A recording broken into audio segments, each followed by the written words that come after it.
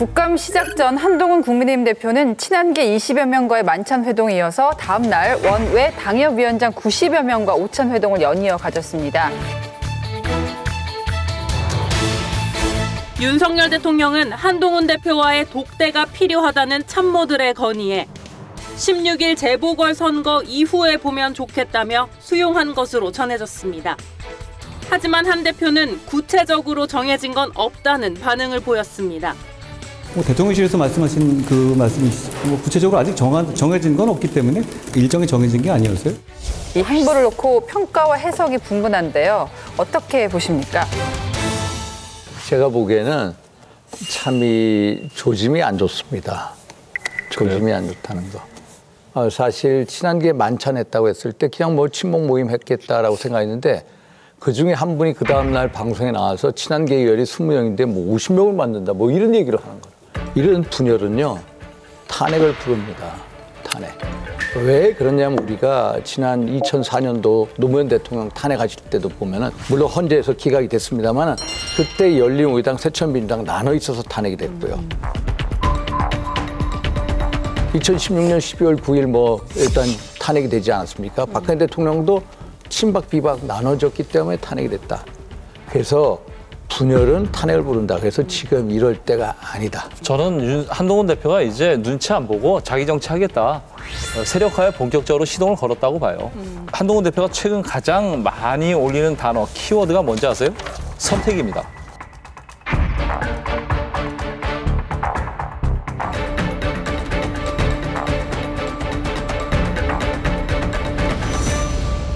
그리고 지금 친한계에서 이철규 의원 역할을 하는 분이 신지호 전략기획 부총장이잖아요. 이분이 뭐라 그래요? 액션을 취할 때가 왔다.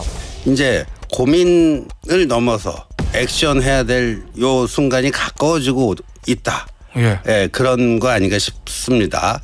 지금 변수가요. 도이치모터스 이게 굉장히 큰 변수가 될 것 같습니다. 공통된 의견은 이렇습니다. 검찰이 김건희 여사 기소를 하면은 오히려 당의 부담이 줄어든다. 그 액션이 결단해야 뭐예요? 된다. 뭐겠어요? 뭐 김건희 여사 뭐 특검법에 대해서 찬성할 필요가 있다. 뭐 이런 거겠죠. 그리고 도이치모터스 사건 관련해서 김건희 여사를 기소해야 당의 부담이 없다. 대놓고 얘기하고 있거든요. 이런 부분들이 결국은 한동훈 대표가 이제는 윤석열 대통령의 과의 차별화는 물론이고 자기 정치하고 자기 세력화를 만들겠다. 이렇게 선언한 것이라고 봅니다. 여당 대표의 힘은 그 대통령과의 관계에서 나옵니다. 뭔가 정책을 추진하려고 하면 정부가 뒷받침해주지 않으면 아무 힘이 할 수가 없는 거거든요. 그런데 지금 어떤 정부의 수반인 대통령과의 관계 이미 끝난 것 같고요. 그렇기 때문에 국민 여론을 본다고 하면 한동훈 대표가 선택할 수 있는 길은 국민을 믿고 가는 길이죠, 사실은.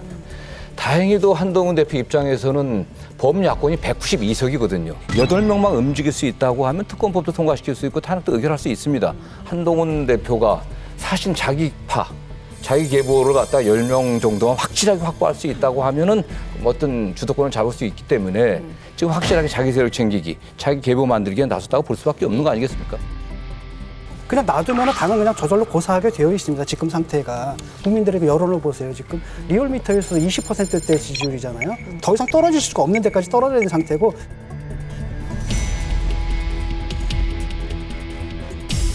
남은 2년 반 동안 저는 회복될 수 있을 거라고 생각하지 않거든요. 그 상태 속에서 당이 뭔가를 좀 해봐야 되는데 안 받아들이는 거죠. 그럼 대표는 뭡니까? 황당해지는 거고 그다음에 지금 저런 분들이 번개해도 나와서 번개만 해도 나와가지고 술을 마시고 아니 우리 진 교수님 만약에 한동훈 대표가 저한테 대통령 한번 만나자 같이 해달라 할 수 있습니다.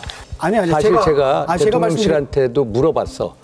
정진석하고 홍철호석들한테 이 독대 요청도 어떻게 했냐면은 나오면서 다 끝났는데 헤어지는데 대통령 뵙고 싶습니다. 그리고 이거 바깥에서 언론에 얘기해도 되죠. 이렇게 분들 그 사람들이 뭐라고 생각하지 아십니까?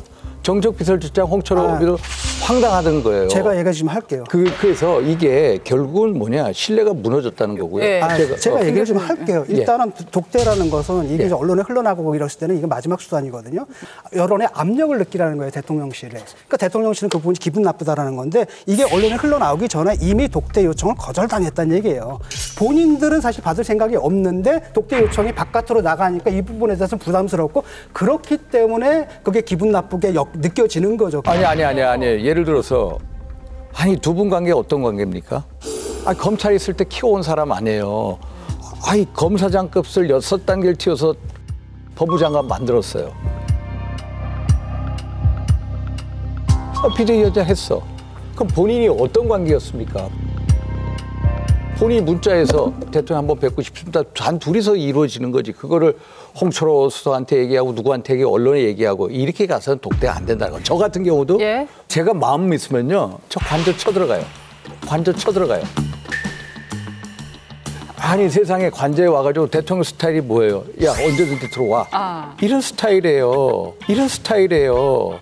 솔직히 윤통 스타일이 그거예요. 그러면은 본인이 문자를 놓고 얘기해서 안 되면 관저 쳐들어가지고 그러니까 지금 이 정도의 열의가 있어야 되는 거지. 관처럼 그래 쳐들어가면 대통령 관처를 쳐들어가면 또 난리를 치겠죠. 아니. 충분히 가능한 얘기고요. 그거를 이제 언론에 얘기하는 것보다는 예를 들어서 두 분 만에 풀어야 되는 문제고.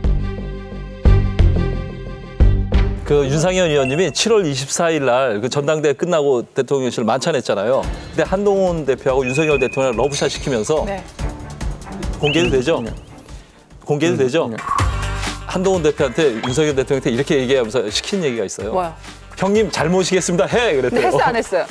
하셨죠? 했어요. 했어요. 그래서 전당대회 끝나고는 이 7월 23일 해서 24일 날 저희가 만찬하면서 분위기 좋았거든요. 근데 왜 그러지? 그다음에 그 다음날 저하고 한 대표하고 만나서 일단 대통령에 대해서 어떤 자세를 취하냐 먼저 연락하고 먼저 보고하고 이런 걸 해라. 자기가 해서 하겠다.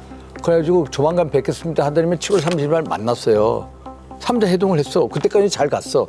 그래서 어느 한순간부터 이렇게 하는 거야.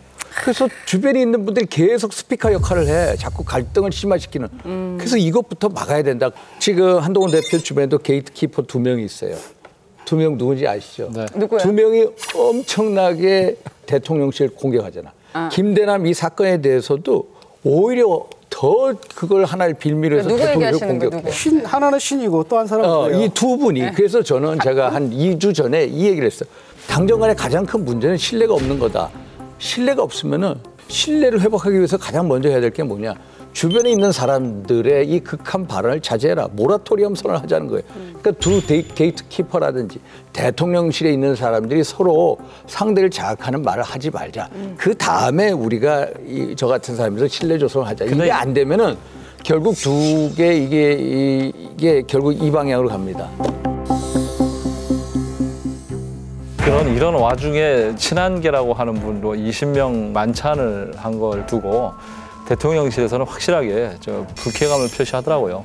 이거 무슨 뭐 실력 행사하는 거냐, 내 휘하에 20명 있다고 시위하는 거냐 이렇게 해석들을 하거든요. 그리고 그걸 바라보는 친윤계 의원들의 반응이 참 재미나더라고요. 20명 모인 거에 대해서 어떻게 생각하냐고 물어봤더니 일부 의원들은 야 20명이나 모였어? 그 10명도 안 되는 줄 알았는데 20명이나 되네 이렇게 반응한 분들이 있고 이게 겨우 20명이야? 그래봤자 20명이네? 이런 반응들이 있거든요. 윤상현 의원님은 어떻게 해석하세요? 저는 그다지 큰 의미를 부여하지 않습니다. 후자.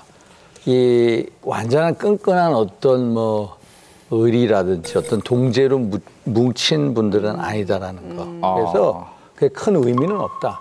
앞으로 대선까지 가면서 수많은 이제 업앤다운이 있고요. 또 상황이 변하면 또 다른 데 갈 사람 수두룩합니다.